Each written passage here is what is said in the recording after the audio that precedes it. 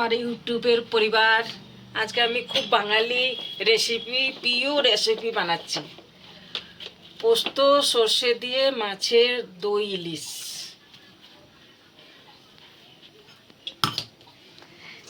এটা রইলো মাছ। এটা কোনটা মাছ? কি মাছ এটা? এটা ইলিশ মাছ। এটা হলো ইলিশ মাছ। আর এটা কি বাটা মাছ? পোস্ত আর সাদা সর্ষে। পোস্ত সাদা সর্ষে। তো এবার কড়াইতে মা ডালছে তেল, আর তেলটা যত দের অবধি গরম হবে তারপরে ডালবে মাছ। হ্যাঁ, আগে মাছটা ফ্রাই করবে। হ্যাঁ, নিয়ে এই যে সর্ষে পোস্তটা বেটেছি, এটা আমি ওর রোবটটা ওর ভিতরে ঢুকে গেছে। এটাকে আমি একটা বড় স্টিলের গামলাতে পোস্ত আর সর্ষে বাটাটা ভালো করে খালি করে নেব। খুব সুন্দর বাটা হয়েছে, দেখতে পারেন।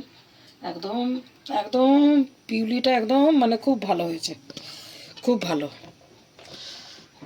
এটার মধ্যে অনেকটা রয়েছে, তার জন্য একটু জল মিলিয়ে নিয়েছি, তাকি জিনিসটা পুরো এর মধ্যে যেন চলে আসুক জলের সাথে।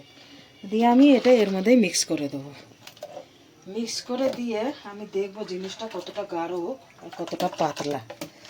হ্যাঁ, আর একটু এর মধ্যে জল দেওয়া যাবে। আমি একটা ভালো পরিষ্কার চামচ নেব, নিয়ে এটাকে দেখবো গ্রেভিটা যে বানাবো ওটা কীরকম হয়েছে। ঠিক খুবই সুন্দর হয়েছে।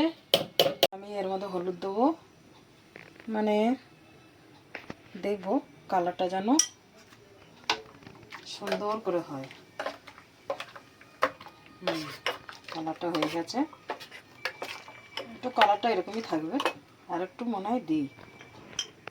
ঠিক আছে, এতটা অনেক আছে। এবার আমি এর মধ্যে দেবো একটুখানি সামান্য মাত্র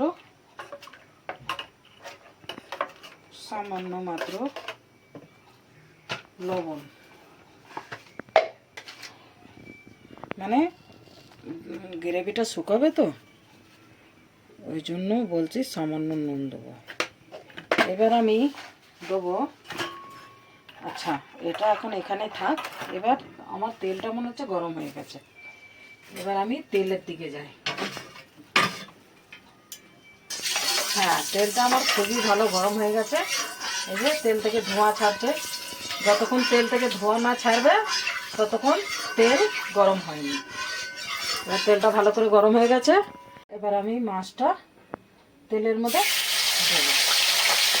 বেশি দেবো না, হালকা করেই দেবো।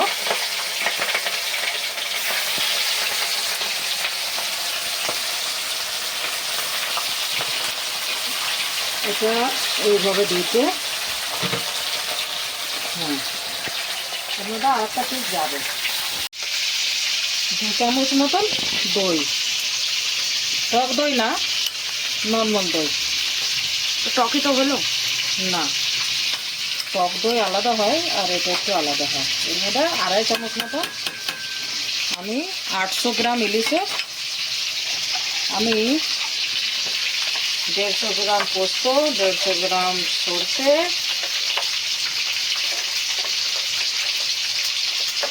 আর এই যে আমি এবারে দইটাকে এর মধ্যে ভালো করে মিক্স করবার জন্য আমি নিয়ে নেবো এটা।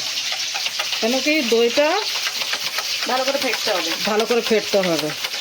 দইটা ভালো করে না ফেটলে দইটা ফির আলাদা ডিলা ডিলা মতন দেখা যাবে। এই জন্য এটাকে ভালো করে ফেটে নেব। দেখুন কত সুন্দর হয়ে গেছে।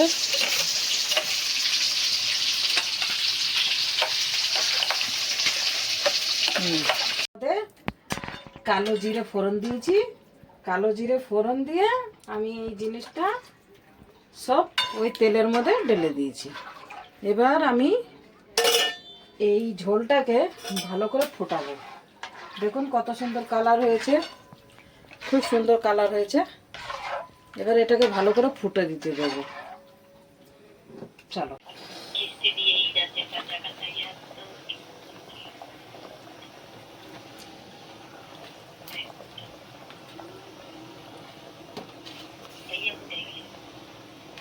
ভাইয়া।